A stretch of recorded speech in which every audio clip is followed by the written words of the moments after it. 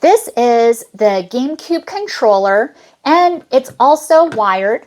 It's plug and play, and this would make a perfect replacement if you've lost yours or if your game controller broke. This is what it looks like. It has the controllers up there. Also, it has the joystick, the D-pad, and the buttons. Very comfortable and ergonomic. This is what the back looks like. What's really nice is it's also compatible with other Nintendo devices, like the Wii, but you can also use it on the Switch or on your PC as well. Just remember, you need to purchase an adapter for it. The adapter is not included. But this would be perfect to give even as a gift and great to be for multiplayer games. Let's say you need to buy another one so you can play up to 4 people. But again, remember the adapter is not included, so make sure you get that as well. But this is perfect for multiplayer games. So this is in purple, very ergonomic and comfortable to use.